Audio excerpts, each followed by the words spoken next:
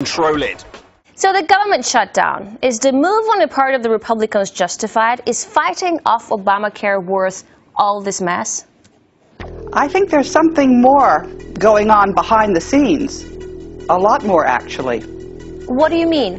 The Federal Reserve is printing dollars like there's no tomorrow, and if they keep going, the rest of the world is not going to accept them. There's a loss in confidence in the fiat currencies that are issued by those private banks. They like to consider themselves as public banks, but they're really owned by private entities.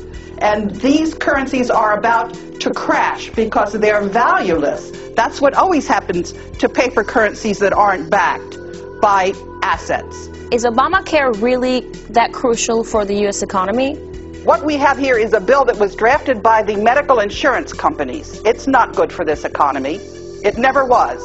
Good afternoon, Mr. President. My name is Darnell Summers. I'm 57 years old, and I work in the fast food industry. I have been on strike 4 times. I'm only making $7.25 an hour. I've been on strike 4 times in association with Wisconsin's Jobs Now to try to get an increase in wages and a fast food union with no prevail. My question to you is, what can you and Congress do to help people as myself in this situation survive? Because with $7.25 and we were broken down to part-time to avoid paying health insurance, we can't survive. It's not living. Well, Darnell, I agree with you. And on Tuesday at my State of the Union, I talked about this. We've got to make sure that the economy is growing and creating jobs. We've got to make sure folks have the skills.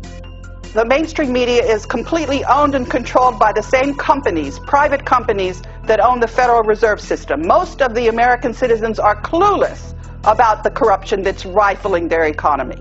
I'm not siding with Democrats or Republicans because both of those parties have been co-opted by this terrible corrupt force that I'm talking about. The problem is not with the American citizens. They are a wonderful group. Their values are good. It's just that they're not given the tools that they need to have a just society. They're not given the basic information about what is really going on and who's benefiting. They're being told that they have no money.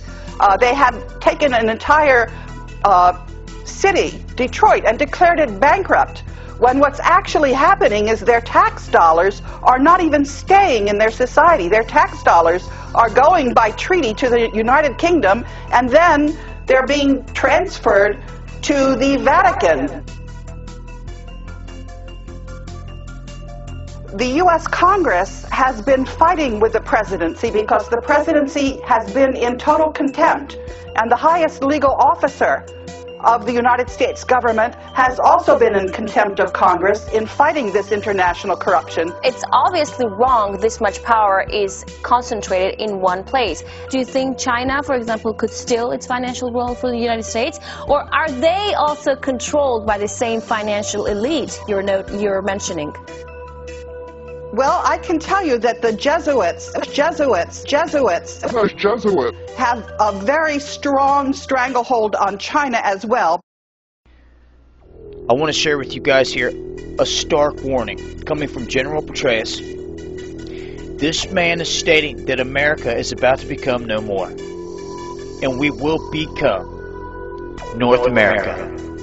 General Petraeus has received numerous U.S. military, State Department, NATO and United Nations awards and medals, and he has also been recognized by 13 foreign nations on your own behalf. Ladies and gentlemen, I invite General Petraeus to give his lecture entitled The Coming North American Decades. Please, sir, the floor is yours. We have the honor to ask you to give your presentation. Thank you, sir.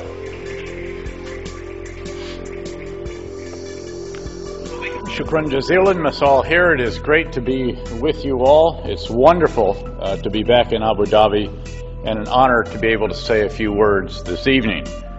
Indeed, it's really a pleasure to be back in this great country, in this extraordinary emirate, and to have an opportunity to speak at this exceptional center. Well done to you all, and we applaud you all.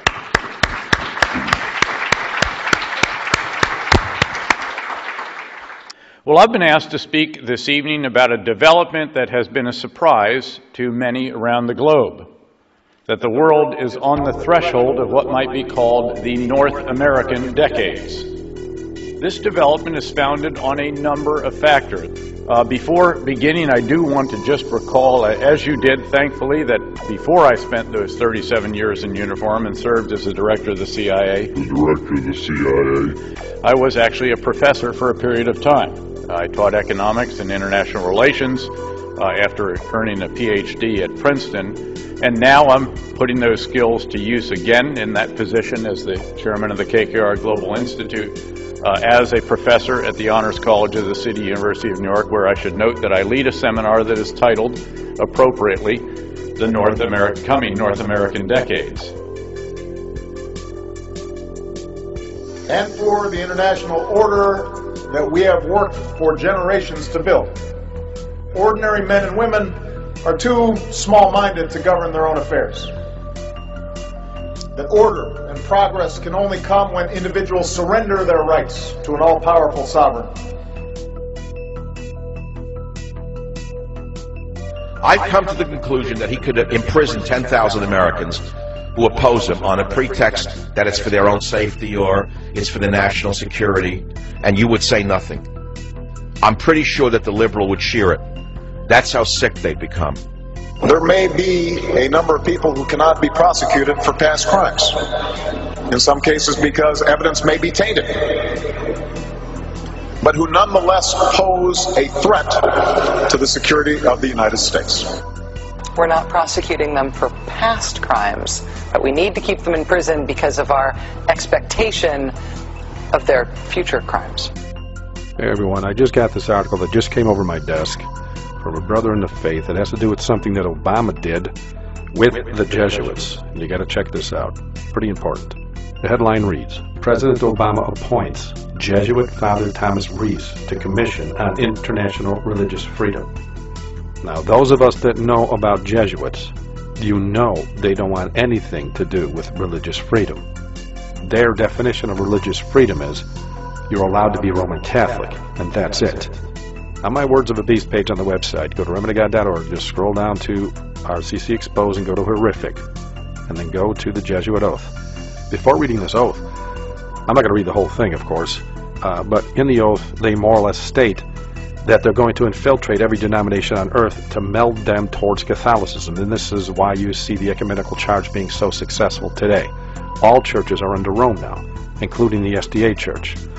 But before reading this red paragraph, please, if you have any children nearby or anybody that doesn't like to hear this kind of stuff that's kind of blood-curdling, get them out of the room. Okay? But again, I'm just going to read this red paragraph, and this is what it says.